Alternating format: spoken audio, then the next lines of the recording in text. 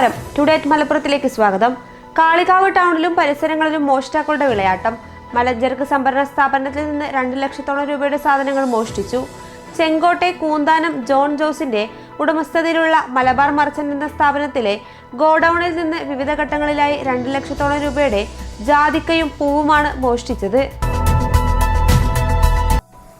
Resurvey പ്രകാരം കുനിയിൽ പെരുങ്കടവ് പാലം വരെയുള്ള കയ്യേറ്റം ഒഴിപ്പിച്ചതോടെ വയോധിക ദമ്പതികൾ ദുരിതത്തിലായി. പാരമ്പര്യ വൈദ്യനായിരുന്ന ശ്രീധരനും ഭാര്യയും താമസിക്കുന്ന വീടിന്റെ മുകൾ ഭാഗവും പൊളിച്ചു നീക്കി. രോഗികളായ ഇരുവർക്കും പരസഹായമില്ലാതെ വീട്ടുമുറ്റത്തേക്ക് ഇറങ്ങാൻ പോലും സാധിക്കില്ല. ഇതിനിടയിലാണ് ഇവരുടെ വീട്ടിലേക്ക് കയറാനുള്ള പടികളും അധികൃതർ പൊളിച്ചു നീക്കിയത്. നിലവിൽ വീട്ടിൽ നിന്ന് പുറത്തിറങ്ങാൻ കഴിയാത്ത അവസ്ഥയിലാണ് ദമ്പതികൾ. NH-ൽ 6 വരിപ്പാത പൂർത്തിയായതോടെ കാലിക്കറ്റ് സർവകലാശാല ഗതാഗതക്കുരുക്കിലകപ്പെട്ടു. ക്യാമ്പസിൽ നിന്ന് 6 വരിപ്പാതയിലേക്കും തിരിച്ചും പ്രവേശിക്കാൻ ഇടമില്ലെന്നത് വിദ്യാർത്ഥികളടക്കം ആയിരങ്ങളെ വലയ്ക്കുന്നു.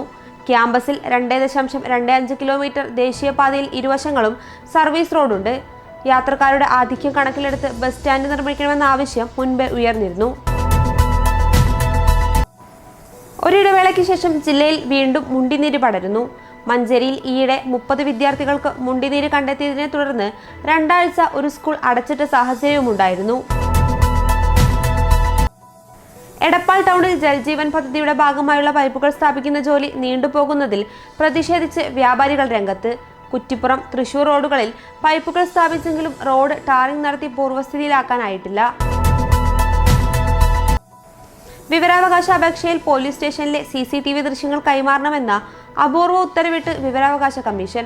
താനൂർ സ്റ്റേഷനിലെ ഗ്രേഡ് SI തന്നെ ദേവദാർ മേൽപ്പാലത്തിനു സമീപത്തെ പാടത്തു വെച്ച് അകാരണമായി ലാത്തികൊണ്ട് അടിച്ചുവെന്നും തുടർന്ന് സ്റ്റേഷനിലെത്തി സഭ്യമല്ലാത്ത ഭാഷയിൽ പെരുമാറിയെന്നുമുള്ള ഷിഹാബുദ്ദീന്റെ പരാതിയിൽ കേസ് നിലവിലുണ്ട്.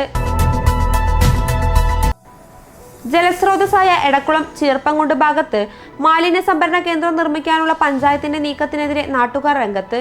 ഇന്നലെ സർവകക്ഷി യോഗം ചേർന്ന് പഞ്ചായത്തിന്റെ നീക്കത്തിനെതിരെ പ്രമേയം അവതരിപ്പിച്ചു.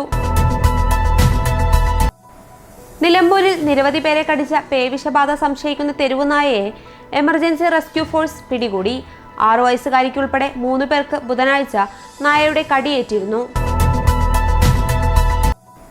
ഇതോടെ ടുഡേറ്റ് മലപ്പുറം സമാപിക്കുന്നു. പുതിയ വാർത്തകളുമായി അടുത്ത ദിവസം കാണാം. നന്ദി.